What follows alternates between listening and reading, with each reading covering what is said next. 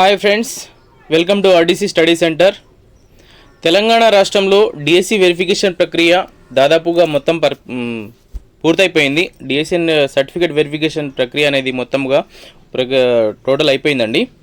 ఇంకా కొన్ని జిల్లాలకు school assistant and special education మరియు ఎస్జెటి వాళ్లకు అయితే మిగిలి ఉందండి. దాదాపుగా ఈరోజు లేదా రేపు ఖచ్చితంగా ఆ ప్రక్రియ కూడా, ఆ వెరిఫికేషన్ ప్రక్రియ ప్రాసెస్ కూడా కంప్లీట్ అయిపోతుందని చెప్తున్నారు. అయితే మరి సర్టిఫికేట్ వెరిఫికేషన్ ప్రక్రియ పూర్తయిన తర్వాత తదుపరి ప్రక్రియ ఎలా ఉంటుంది, మరియు 1:1 లిస్ట్ అంటే 1:1 జాబితా ఎప్పుడు వస్తుంది, మరియు అక్టోబర్ 9వ తేదీ రోజే సీఎం గారు నియామక పత్రాలు ఇస్తానని ఆల్రెడీ అంటున్నారండి. అయినా మరియు ఏ విధంగా ఇస్తారు, అయినా ఆ నియామక పత్రాలు అదే రోజు అభ్యర్థులకు ఇస్తారా లేదా కొందరికి మాత్రమే ఇస్తారా, ఎప్పుడు ఇస్తారు, దాని గురించి మనము ఈ వీడియోలో డిస్కస్ చేద్దాము. అయినా సో నియామక పత్రాలు అదే రోజు అభ్యర్థులకు ఇస్తారా లేదా కొందరికి మాత్రమే ఇస్తారా, మరి నియామక పత్రాలు ఇచ్చిన తర్వాత అసలు ప్రక్రియ ఎలా ఉంటుంది, కౌన్సిలింగ్ ఎప్పుడు ఉంటుంది, అయినా పోస్టింగ్ ఆర్డర్ ఎప్పుడు వస్తాయి, అయినా అదేవిధంగా స్కూళ్ళలో జాయినింగ్ అనేది ఎప్పుడు ఉంటుంది, దాని గురించి ఈ వీడియో నేను తయారు చేస్తున్నానండి. అయితే ఈ వీడియోను ఎక్కడ కూడా స్కిప్ చేయకుండా చూసి అయినా ప్రతిదీ క్లారిటీగా అర్థం చేసుకోండి. అయినా ప్రతిదాన్ని అర్థం స్కిప్ చేస్తే నేను చెప్పింది మీకు అర్థం కాదు. అయినా స్కిప్ చేయకుండా క్లారిటీగా వింటే మనకు అర్థమవుతుంది. చాలామంది అభ్యర్థులు 1:3 జాబితా పూర్తి అయింది. అయినా 1:3 అయితే వెరిఫికేషన్ టోటల్కి చాలామందికి అయిపోయిందండి. అయితే 1:1 జాబితా ఎప్పుడు వస్తుందని చాలామంది అడుగుతున్నారు. అయినా 1:3 సర్టిఫికేట్ వెరిఫికేషన్ అయితే అయిపోయింది. ఇప్పుడు 1:1 సర్టిఫికేట్ వెరిఫికేషన్ 1:1 జాబితా ఎప్పుడు వస్తుంది అని అడుగుతున్నారు. మీరు ఏమీ కంగారు పడే అవసరం లేదు, టెన్షన్ పడే అవసరం లేదు. త్వరలోనే 1:1 జాబితా వస్తుంది. 1:1 లిస్ట్ అనేది ఖచ్చితంగా 2 or 3 days లోపు మన ముందుకు వస్తుందండి. అయినా సో మనం కంగారు పడే అవసరమే లేదండి. సో జాగ్రత్తగా వినండి. మొత్తం ప్రక్రియ 2017లో డిఎస్సి మొత్తం ప్రక్రియ 2017 డిఎస్సిలో ఏ విధంగా అయితే జరిగిందో అదే విధంగా జరుగుతుందని చాలామంది అంటున్నారండి. అయినా ఈ విధంగా 2017లో ఏదైతే డిఎస్సిలో వెరిఫికేషన్ జరిగిందో అదే విధంగా జరుగుతుందని అనుకుంటున్నాను. ఎందుకంటే చాలా సులువుగా జరిగింది, సునాయాసంగా జరిగింది. దాని గురించి మనము ఇప్పుడు డిస్కస్ చేద్దాము. మరి ఇంకెవరైనా మన ఛానల్ని కొత్తగా చూస్తున్నట్లయితే దయచేసి సబ్స్క్రైబ్ చేయండి, షేర్ చేయండి సార్స్. అయినా నేను దాదాపుగా డిఎస్సి మీదనే దాదాపుగా 20 నుంచి 30 మొత్తము 20 నుంచి 30 వీడియోల వరకు నేను చేశానండి. ఎందుకంటే మీ అందరికీ కూడా మంచి సమాచారాన్ని, మంచి కంటెంట్ని అందించాలని అనుకున్నాను. చాలామందికి డిఎస్సి మీద చాలామందికి సందేహాలు ఉండే. చాలామంది యొక్క సందేహాలను నేను పూర్తి చేశాను, సమాధానం ఇచ్చాను. నా వంతు సహాయము ఎంతో కొంత ఉడత సహాయం నేను చేస్తున్నానండి, ఎంతో కొంత సహాయం నేను చేస్తున్నాను. మీకు ఇది యూస్ఫుల్ అయ్యే విధంగా, ఉపయోగపడే విధంగా ఉద్దేశంతో నేను మంచి కంటెంట్ను మీ ముందుకి అందించడం జరిగిందండి. మరి ఈ డిఎస్సీ కాదు, వచ్చే డిఎస్సికి కూడా మంచి కంటెంట్ మీ ముందర నేను పెడతానని అంటున్నానండి. ఖచ్చితంగా పెడతానండి. డిఎస్సీల గురించి మంచి కంటెంట్ మీ ముందరకు తీసుకొచ్చి మీకు మంచి ఇన్ఫర్మేషన్ని, మంచి కంటెంట్ని ఇవ్వడానికి నేను ట్రై చేస్తానండి. అదేవిధంగా జాబ్ క్యాలెండర్లో ఉన్నటువంటి ప్రతి నోటిఫికేషన్ గురించి కూడా మీకు ఇన్ఫర్మేషన్ ఇస్తానండి. సో కాబట్టి దయచేసి ఛానల్ని సబ్స్క్రైబ్ చేయండి, లైక్ చేయండి, అందరికీ షేర్ చేయండి. ఎందుకంటే మీరు సబ్స్క్రైబ్ చేయడం వల్ల నాకు ప్రోత్సాహంగా అంటే మోటివేట్ చేసినట్టు అనిపిస్తుంది. కాబట్టి మంచి కంటెంట్ ఇంకా తీసుకురావాలని నాకు అనిపిస్తుందండి. సో దయచేసి సబ్స్క్రైబ్ చేసి లైక్ చేయండి, మరియు ఫ్రెండ్స్కి షేర్ చేయండి. థ్యాంక్ యూ అండి. అయితే టాపిక్లో వెళ్ళినట్లయితే సర్టిఫికేట్ వెరిఫికేషన్ ప్రక్రియ అయితే మొత్తానికి పూర్తి అయిపోయినట్లే. అయినా మీ సర్టిఫికేట్ వెరిఫికేషన్ ప్రక్రియలో మీకు ఇచ్చినటువంటి చెక్ లిస్ట్ ఏదైతే ఉందో ముందుగా ఆ చెక్ లిస్ట్ను ఆన్లైన్లో అప్లోడ్ చేయడం జరుగుతుందండి. అయినా మీకు ఏదైతే చెక్ లిస్ట్ ఇచ్చిర్రో, మీరు ఏదైతే రాశారో ఆ చెక్ లిస్ట్ని ఏం చేస్తారు, ఆన్లైన్లో అప్లోడ్ చేస్తారండి. మరి ఆన్లైన్లో అప్లోడ్ చేసిన తర్వాత వివరాలు అన్నీ రాష్ట్ర విద్యాశాఖకు పంపించడం జరుగుతుందండి, అందరూ డిఓలు కూడా. అయినా ఇప్పుడు మీరు ఏదైతే సర్టిఫికేట్ వెరిఫికేషన్కి వెళ్ళినప్పుడు చెక్ లిస్ట్ ఏదైతే నింపినరో అదే వివరాలను అప్లోడ్ చేయడం జరుగుతుంది ఆన్లైన్లో అప్లోడ్ చేసిన తర్వాత దీన్ని రాష్ట్ర విద్యాశాఖకు అందించడం జరుగుతుందండి. అయినా దీంతో పాటు మన అందరి డిఓలు కూడా దీంట్లో షామిల్ అయి ఉంటారండి. మన డిఓ సార్లు కూడా, ఆఫీసర్స్ కూడా అందులో వీటిని అప్లోడ్ చేయడం జరుగుతుంది. మరి రాష్ట్ర విద్యాశాఖ 1:1 జాబితా అనేది, అంటే 1:1 లిస్ట్ అనేది తయారు చేస్తుంది. అయినా 1:1 లిస్ట్ అనేది తయారు చేయడం జరుగుతుంది. అయినా అయితే అంటే మెరిట్ ఉండే విధంగా, అయినా అంటే మెరిట్లో ఉండేటటువంటి అభ్యర్థులతో ఎవరైనా అన్విల్లింగ్ ఆప్షన్ ఇచ్చారో లేదో వాళ్ళను ఎక్కడ ప్రక్కన పెట్టి కింది డౌన్ మెరిట్ ఉన్న వారికి మాత్రమే అవకాశం కల్పిస్తుంది. అయితే ఇప్పుడు సర్టిఫికేట్ వెరిఫికేషన్కి వెళ్ళిన వాళ్ళలో చాలామందికి ఒకటి కంటే ఎక్కువ జాబ్స్, అంటే ఎక్కువ ఉద్యోగాలు వచ్చినటువంటి చాలామంది అభ్యర్థులు ఉన్నారు. కొందరు హై పోస్ట్ని సెలెక్ట్ చేసి కింద ఉన్నటువంటి, అంటే ఎవరైనా స్కూల్ అసిస్టెంట్కి సెలెక్ట్ అయిన వాళ్ళు, స్కూల్ అసిస్టెంట్ ప్లస్ ఎస్జిటి రెండింటికి సెలెక్ట్ అయిన వాళ్ళు ఉంటే వాళ్ళు ఏం చేస్తారు, స్కూల్ అసిస్టెంట్ని తీసుకుంటారు. కాబట్టి అక్కడ ఎస్జిటి అనేది ఏమవుతుంది, బ్యాక్లాగ్ అవుతుంది. కాబట్టి ఇలాంటి వాళ్ళను ఎవరైనా అన్విల్లింగ్ ఉన్నారా, విల్లింగ్ ఉన్న వాళ్ళను తీసి పక్కన పెట్టి మిగిలిన పోస్ట్ ఎవరికైతే ఉందో డౌన్ మెరిట్కి ఎవరైతే ఉన్నారో వాళ్ళకు ఇవ్వడం జరుగుతుందండి. అలాంటి వాళ్ళకు అన్విల్లింగ్ ఉన్నదా లేదా వాళ్ళను పక్కన పెట్టి డౌన్ మెరిట్లో ఉన్నటువంటి వాళ్ళకు పెట్టడం జరుగుతుంది. 1:1 జాబితాను ఈ విధంగా చేస్తారండి, రోస్టర్ కమ్ మెరిట్ ప్రకారం. నేను చెప్పాను కదా ఇంతకుముందు, ఎవరన్నా అన్విల్లింగ్ పెట్టి ఉంటే ముందుకెళ్ళిన కింద ఎవరైతే ఉన్నారో వాళ్ళకు మాత్రమే దొరుకుతుందండి. అయినా సో ఇలాంటి ఛాన్స్ చాలామందికి దొరుకుతుందండి. చూడండి, అయినా చాలామందికి ఈసారి ఒక పర్సన్కి 2 జాబ్స్ వచ్చినాయండి.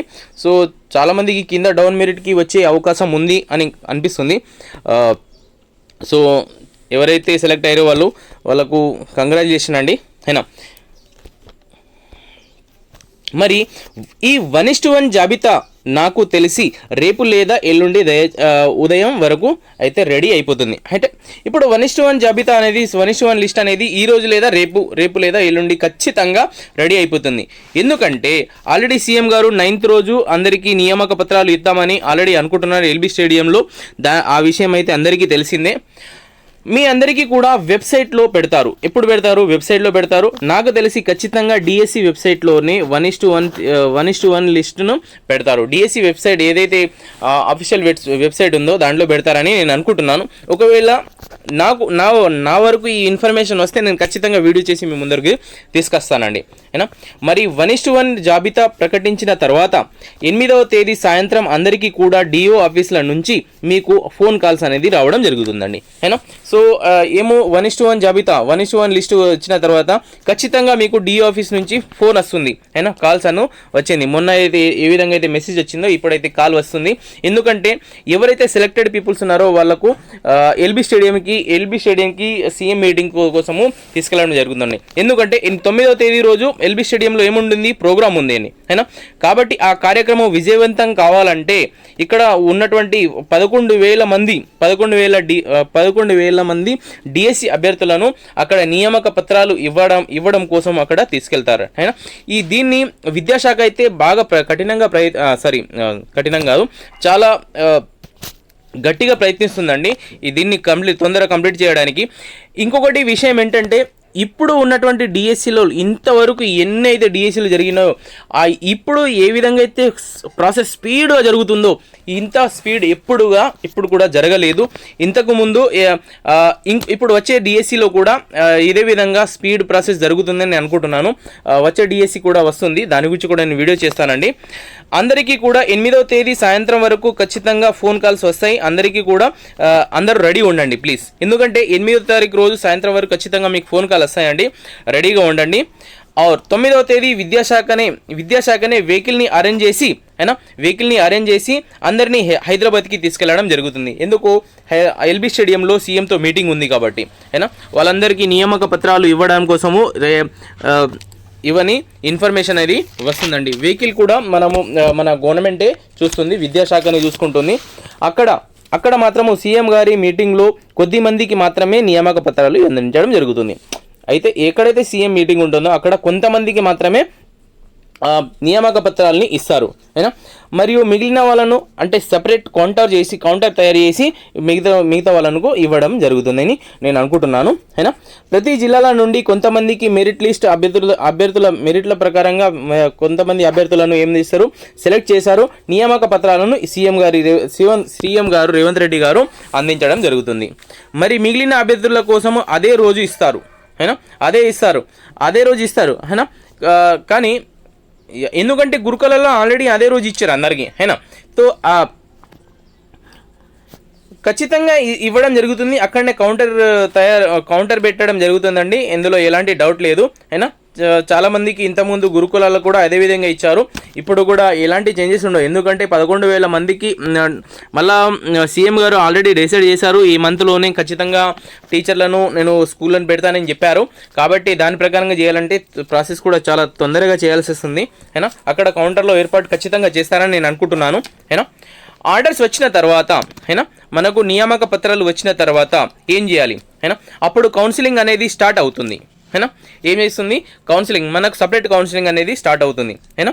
ముఖ్యంగా అభ్యర్థులు ఎవరైతే ఎంపిక అయ్యారో ఆ అభ్యర్థులకు పిలవడం జరుగుతుంది. ఎవరైతే అభ్యర్థులు సెలెక్ట్ అయ్యారో వాళ్ళను పిలవడము జరుగుతుంది అయినా. ఇక్కడ ఒకటి గుర్తించాల్సి వస్తుందండి. ఏమని గుర్తించాలి, మనకు స్కూల్ అసిస్టెంట్ పోస్టులను మాత్రమే ముందుగా భర్తీ చేస్తారు. ఎందుకు స్కూల్ అసిస్టెంట్ పోస్టులను మాత్రమే ఎందుకు చేస్తారు, ఎస్జిటిని ఎందుకు చేయరంటే, ఎవరికైతే రెండు జాబ్లు వచ్చానని నేను చెప్పాను కదా, ఎవరికైతే 2 జాబ్లు వచ్చిందో ఒకరికి ఒక దాంట్లో ఎస్జిటి, అందులో ఆ పర్సన్కి ఎస్ఏ వస్తే ఆయన ఏం చేస్తాడు, ఆ పర్సన్ ఏం చేస్తారండి, ఆయన ఎస్ఏకు సెలెక్ట్ చేసుకుంటారు. కాబట్టి అక్కడికి వెళ్ళిన తర్వాత ఇది ఎస్జిటి పోస్ట్ అనేది ఏమవుతుంది, బ్యాక్లాగ్ అవుతుంది. బ్యాక్లాగ్ కాకుండా ఏం చేస్తున్నారంటే స్కూల్ అసిస్టెంట్ పోస్టులను ముందు భర్తీ చేసి తర్వాత ఎస్జిటి పోస్ట్ని భర్తీ చేయాలని అనుకుంటారు. ఎందుకంటే అక్కడ బ్యాక్లాగ్ అయితే తప్పులు జరుగుతాయండి. ఎందుకంటే ఎస్జిటి పోస్టులు ముందుగా భర్తీ చేస్తే చాలామందికి 2 పోస్టులు ఉంటే ఆయన అక్కడ బ్యాక్లాగ్ అవుతుంది. కాబట్టి ఖచ్చితంగా ఇందులో తప్పుడు దొరుకుతాయి. కాబట్టి ఇలాంటి తప్పులు జరగకుండా మన విద్యాశాఖ అనేది ఖచ్చితంగా క్లియర్ కట్గా చెప్పడం జరుగుతుంది అయినా. సో నో డౌట్ అండి, స్కూల్ అసిస్టెంట్ వాళ్ళైతే ఖచ్చితంగా రెడీగా ఉండాలి. ఎందుకంటే మీకు ఎప్పుడైనా ఫోన్ రావచ్చు ఇప్పటి నుంచి అయినా. మరి కౌన్సిలింగ్లో మనం వెళ్ళిన తర్వాత మనకు కౌన్సిలింగ్లో మనకు ఆప్షన్ ఇవ్వడం జరుగుతుందండి అయినా. ఎలాంటి ఆప్షన్ ఇస్తారు, ఏ స్కూల్లో ఎక్కడ మన ఏ జిల్లాలో ఎక్కడెక్కడ పోస్టులు ఉన్నాయో దాని గురించి ఇవ్వడం జరుగుతుందండి. ఏ జిల్లాలో ఏ స్కూల్లో ఏ పోస్ట్ ఉంది అనేది గురించి ఆప్షన్ మనకి ఇస్తారు. ఆ ఆప్షన్ ప్రకారంగా మనకి ఇచ్చినటువంటి లిస్టులో మనం ఏం చేయాలి, ఫామ్ నింపాలండి. ఫామ్ నింపిన తర్వాత అక్కడ మనకు నచ్చినటువంటి ఆప్షన్ని బట్టి మనము ప్రక్రియ ఇవ్వాలి అయినా. మనకి ఏదైతే స్కూల్ నచ్చుతుందో మనకు అంటే సెలెక్ట్ చేసుకోవాలి, టిక్ మార్క్ పెట్టుకోవాలండి అయినా. దాన్ని బట్టి మనము క్లియర్ కట్గా అక్కడ మెన్షన్ చేయాల్సి వస్తుంది.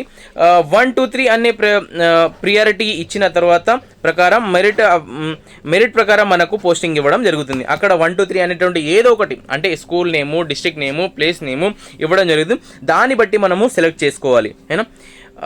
అయితే సెలెక్ట్ చేసుకున్న తర్వాత మనకి ఎంతైతే మెరిట్ ఉందో, మనకు ర్యాంక్ ఎంత ఉందో దాన్ని బేస్ ఆధారంగా చేసుకొని ఏం చేస్తారంటే చాలామంది అక్కడ మన ఆఫీసర్స్ ఏం చేస్తారంటే పోస్టింగ్ ఇవ్వడం జరుగుతుంది. ఈ కౌన్సిలింగ్లకు మనకు 1 లేదా 2 రోజులలో అయినా ఈ కౌన్సిలింగ్లకు 1 లేదా 2 రోజులకు టైం ఇవ్వడం జరుగుతుందండి అయినా. 1 or 2 days మనకు టైం ఇవ్వడం జరుగుతుంది. చివరిగా పోస్టింగ్ ఆర్డర్స్ జిల్లా కలెక్టర్ గారి యొక్క చేతుల మీదుగానే పోస్టింగ్ ఆర్డర్స్ అనేది మనకు ఇవ్వడం జరుగుతుంది. జిల్లా కలెక్టర్ గారు ఎవరైతే ఉన్నారో మనకు వాళ్ళ చేతుల మీదుగానే మనకు పోస్టింగ్ ఆర్డర్స్ అనేది ఇవ్వడము జరుగుతుందండి అయినా. ఇందులో ఎలాంటి డౌట్ లేదు. ఈ పోస్టింగ్ ఆర్డర్స్ని ఇచ్చిన తర్వాత ఏ స్కూళ్ళలో మనం వెళ్ళాలి, ఏ స్కూళ్ళకు మనకు కేటాయించారో దాని గురించి ఖచ్చితంగా క్లియర్గా చెప్పడం జరుగుతుంది. అక్కడ ఆప్షన్లో ఉన్న దాన్ని బట్టే మనకు ఇవ్వడం జరుగుతుందండి. అందులో ఎలాంటి డౌట్ లేదండి అయినా. మనకు ఏ స్కూల్ అలర్ట్ చేశారో మనకు ఆ పోస్టింగ్ ఆర్డర్స్ని పెట్టడం జరుగుతుంది అయినా. ఆ స్కూళ్ళలో జాయిన్ కావాల్సి ఉంటుంది. ఎక్కడైతే మనకు స్కూల్ ఇచ్చారో ఆ స్కూళ్ళలో మనకు జాయిన్ కావాల్సి వస్తుందండి అయినా. ఖచ్చితంగా 30 రోజులలో హేనా పోస్టింగ్ అనేది ఏం చేయాలి, ఖచ్చితంగా 30 రోజులలో మనము ఎప్పుడైనా జాయిన్ కావచ్చు హేనా. ఒకవేళ 30 రోజులలో జాయిన్ కాకపోతే దానికి గల కారణాలు కలెక్టర్ గారికి రాతపూర్వకంగా అంటే లెటర్ రైటింగ్